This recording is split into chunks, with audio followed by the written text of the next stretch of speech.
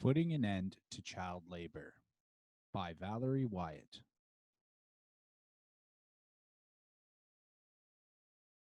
Until the early 1900s, child labor was common in many parts of the world. Children as young as 3 worked long hours in textile mills, factories, and mines.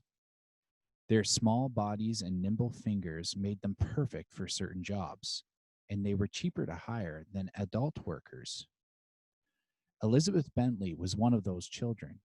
She went to work in a flax mill in England in 1815 at the age of 6. In 1832, she was interviewed by a committee looking into child labor. Here is what Elizabeth had to say. Committee: what were your hours of labor? Elizabeth: as a child, I worked from 5 in the morning till 9 at night. Committee: what work did you do? Elizabeth: I was a weigher in the carding room. Committee: what is the carding room like? Elizabeth: dusty. You cannot see each other for dust. The dust got up into my lungs, and the work was so hard. Committee: suppose you flagged a little or were late. What would they do? Elizabeth: strap us. Let's take a look at the photo on the bottom of page 1.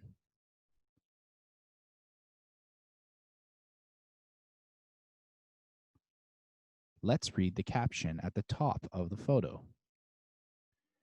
Many photographs, such as this one taken by Lewis Hines in 1910, show the poor conditions that children worked in.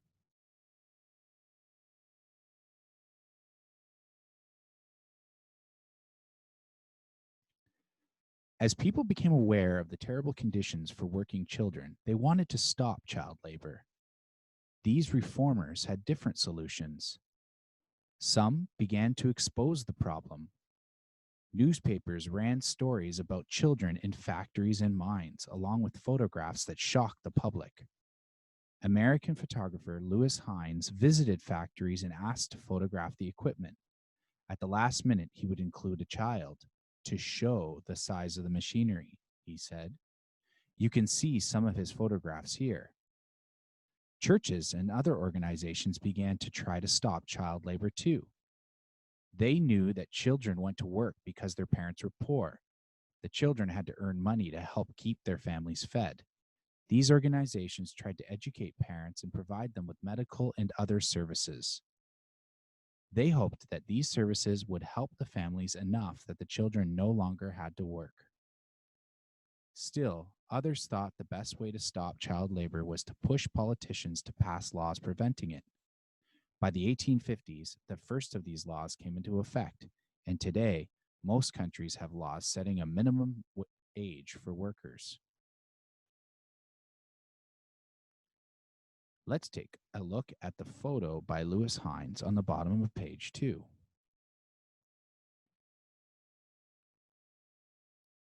Let's read the caption on the top of the photo. In 1909, Lewis Hines took this photo of young boys working with large machinery in a cotton mill.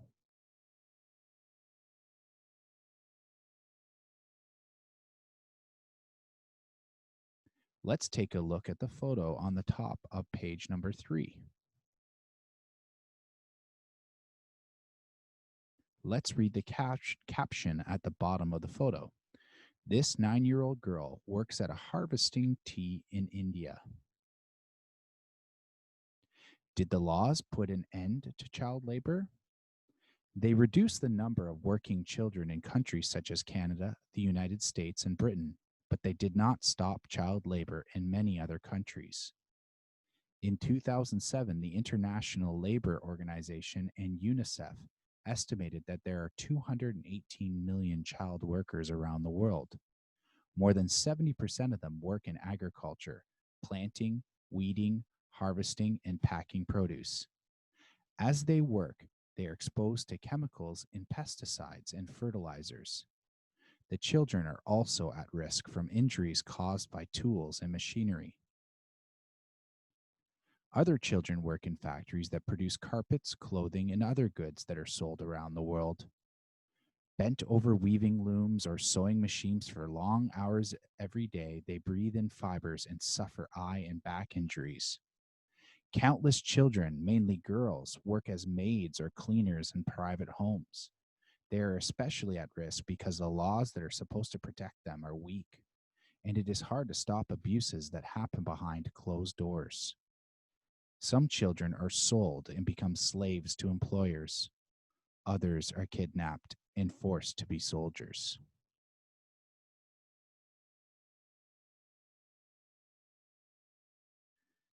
Many people today continue to work to stop child labor, but it is not an easy problem to solve. For example, you might think that refusing to buy goods produced by children would be a good solution.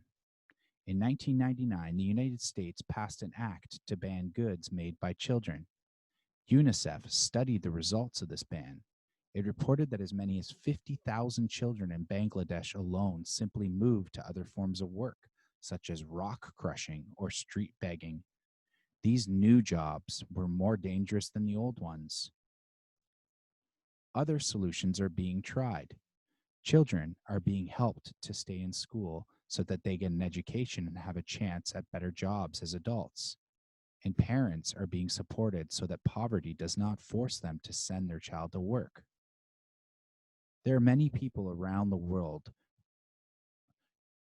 from individuals like Canadian Craig Kielburger of Free the Children to big international organizations like UNICEF, who are trying to make changes.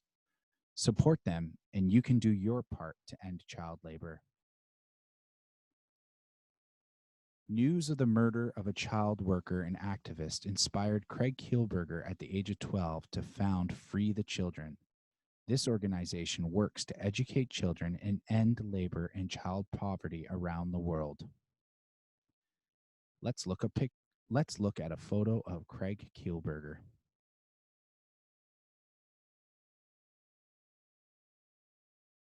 Try this. Imagine that you were a child worker. Write a journal entry about how you would feel if you had to work instead of being able to go to school and do other activities.